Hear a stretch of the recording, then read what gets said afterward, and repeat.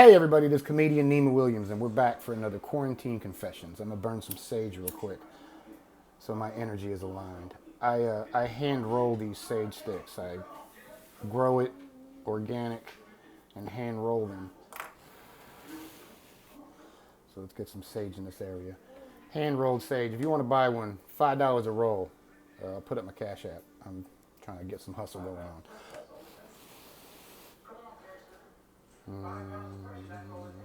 All right, let's get started. So this is Quarantine Confessions, and I want to get back to prison stories, but I want to finish the story I was talking about. Because, a lot of people have reached out, man. A lot of celebrity friends, a lot of comedians, a lot of, civilian friends have reached out and said, man, they really appreciate the honesty. And, it made me realize that I think that's what's held me back in my stand-up career. Lack of honesty. I'm not very honest on stage because I'm a very private person. I don't like to bother people with my problems. But, it feels good to talk about this stuff. It's even brought me and my mother closer talking about this stuff because I don't really talk to people about stuff like that. My mother told me an interesting story. She said, you've always been that way. She told me a story when I first went to juvenile hall because I was juvenile when I committed this crime. So I went to juvenile hall first. I had to have a 707B hearing, and they decide whether to try you as an adult or a juvenile. So I was tried as an adult because of severity of the crime. They automatically have to try me as an adult, severity of the crime. But I was facing first-degree murder, 5 attempted murders, 5 gun enhancements, and a burglary. And because we entered a dwelling. So I asked my court-appointed attorney at the time, I said, why did they add the burglary? I mean, isn't this enough right here? This is life 4 times over. And he said they added the burglary to give you special circumstances. And I was so young and stupid. I said, oh, wow, they're going to give me special treatment? Nope, that means death penalty. So I had a death penalty case originally. Now, I was a juvenile, so they couldn't put me to death, but they could LWOP me. They could give me life without the possibility of parole. And that's what I was facing, 100%. So, and my lawyer told me, if you get out in 20 years, you'll be the luckiest man I've ever seen in my life. And I say more blessed, because I did get out in less than 20 years. But I told my mother, I said, look, I can do this time, but I can't do this time if you do it with me. And I know you're going to do it with me. So go home and forget you have a son. Forget that you have me. And, she couldn't, so she stayed. Of course, she's a mother and she loves me. So we left off, came to Arizona. Came to Arizona with my brother, my stepfather Tenzing, and my mother, and bought a house, living a pretty normal life until he decided to leave. And this jerk sold the house under my mom's nose and didn't give her any money and just bounced out of nowhere. So I don't know what the deal is with these men just deciding to leave like that, but I'll never do that to my son, not in a million years. But my mother said that's when she first realized I was going to be a comedian because of the way I processed pain. I was in the Boy Scouts. I was in the Boy Scouts before Tenzin left, but after he left, I had a big ceremony because I was winning some awards and stuff. So all these kids came up, and I was living in Arizona outside of Tempe, and we were living in this big Mormon community. Everybody was very, very Mormon, and everybody had to give a speech, tell about their life at home. And I was kind of nervous about telling about my life because I'm talking about coming from Nepal. My dad left. My stepfather just left, went back to Nepal. Now we're moved into this little apartment with this 1-bedroom apartment with my mother and my brother. And at that time, I was a humongous Steve Martin fan. Thought he was a god. I thought he was the most hilarious man in the world. So I was nervous about doing my speech, and my mother had bought me an arrow through the head, that fake arrow through the head. She didn't know I smuggled it to the ceremony. And I went up and gave my speech, rambling on about Nepal and fathers leaving and the CIA and drug smuggling. And my mother was like mortified at first because she thought people were going to look at me crazy. Meanwhile, the entire time I've got this arrow through my head, deadpan, not even mentioning it. And all of a sudden, all the parents, the Mormon parents, just started laughing hysterically. And people came up to my mother afterward and was like, your son is hilarious. They didn't even pay attention to the drug smuggling and all the drama behind it. They were just laughing at the arrow. And I learned early on that you can make light of pain and make it funny. And my mother said that's when she knew I was going to be a stand-up comedian one day. And hey, it happened. So we left off, of course, Arizona, Tenzin, my mother, my brother. Tenzin leaves. We move into a little apartment somewhere in Phoenix, I think. I'm pretty sure it was Phoenix. And my brother was having a real hard time. He missed my father a lot more. I never liked that guy. My mother told me that I used to say, I don't want to go with the man with the beard. My father had a big biker Hell's Angel beard. He was a biker. I said, I don't want to go with the man with the beard. So I never wanted to be around him. I was never that close to him. My brother, he was older. He was smelling his own pee. He said, I want to go live with my father. So my mother said, cool, bet, do that. So flew him down to Berkeley. That's where my father was living. Flew him to Berkeley. And then she said a few weeks later, she got a phone call from my father, Roger. And he just sounded like a psychopath. He was on drugs. He was sounding insane. He started saying stuff to my mother like, you know, your son's no good, and I'm going to make sure he's too messed up in the head when you get him back. It was just insanity. So my mother said, fuck that. We got to go get him. So we packed up our shit, got in a little car, and drove from Arizona to California and went to kidnap my brother. Her sister, Lolly, myself, and my mom went and grabbed Amrit physically from his house. And, you know, he had some Stockholm syndrome because he's like, no, I can't leave. If I leave, Dad's going to get me in trouble. And he was just messed up in the head. So my father, who had a lot of money from drug smuggling, told my mother, I'm more powerful than you and I have more money. If you don't give me Nima, I'm going to take both your kids. So my mother folded and said, okay, you can have Nima for the summer.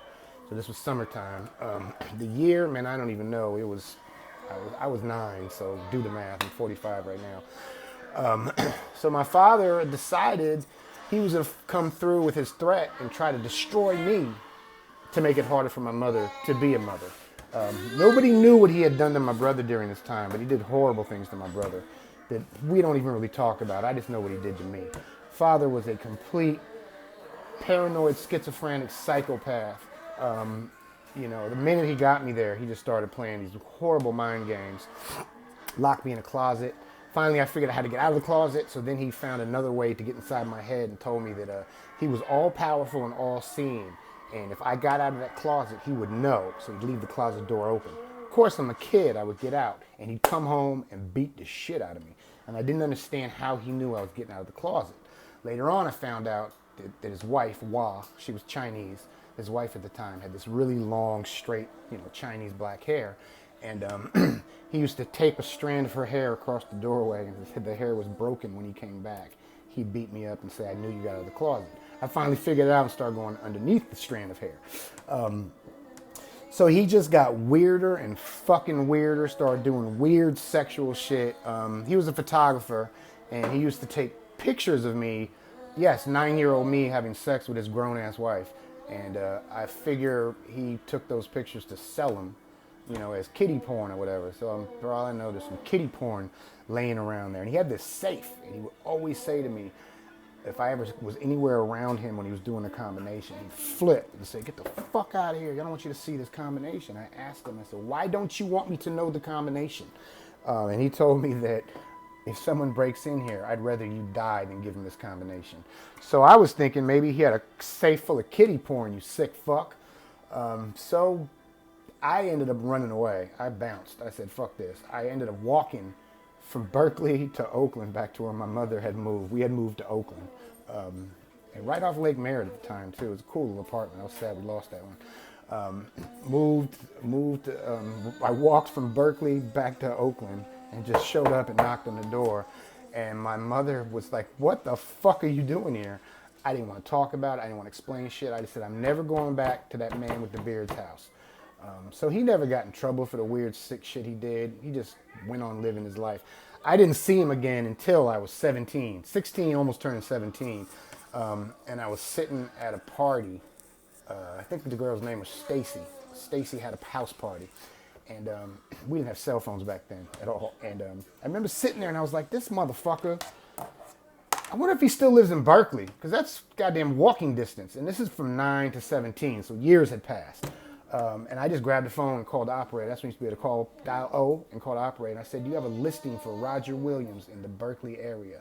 And she had several, and she named off the addresses. And one of them sounded like where my father lived, Shattuck Avenue. I said, oh man, that sounds like his ass. So then I called him. He picked up the phone. And I remember he sounded very Asian. So the first thing I asked him, I said, hey, Is your name Roger Williams? And he said, yes, it is. I said, did you write a book called Mepong? Because he wrote a book about Tibetan woodblock carving called Mepong. He said, yes, I did. I said, are you white? He said, yeah, why do you ask that? I said, because he sounded Asian to me at the time. And I said, because it's your son. And he hung up the phone. So I was so furious, I grabbed my pistol and told my boy, Justin, I said, man, come snatch me up. I didn't tell him where I was going. And Justin just came and grabbed me.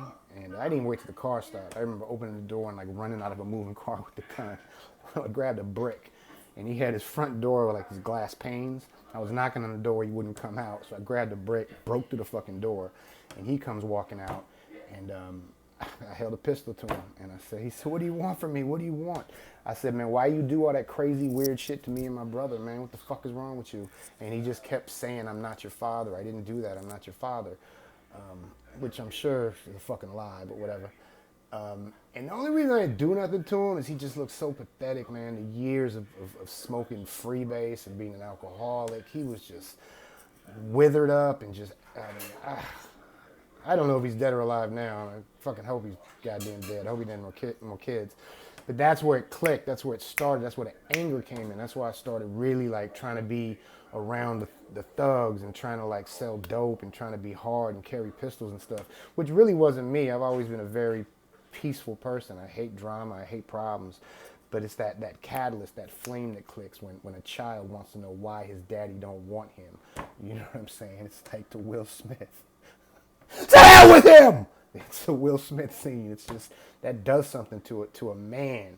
Man, be a man to your child. If you have a son or a daughter, it don't matter, man. You better raise your seed, man, you bitch-ass motherfucker. Because we grow up, and we need that. That's my vow, to be a good father. That's why all this healing is coming out. That's why I'm talking about all this stuff. Because I look at my son, and I don't understand how somebody could do that to their child. This is Neiman Williams, man. It's been Quarantine Confessions. I wanted to get that story out the way, and I'm going to come back and talk about jail again because that's what people really want to hear about. So today's Quarantine Confession has been brought to you by this amazing mask that was shipped to me by Free Weight Fitness, Free Weight Fit. So we out there covering our faces. We might as well be a little bit stylish. And this thing is nice. This thing is nice. And it's got fleece inside, so it's a lot stronger and better than the basic mask we've been wearing, because I've been walking around with one of these. This is way flyer, and it passed the lighter test. The lighter test is if you can blow the lighter out through the mask, it can't keep the germs away.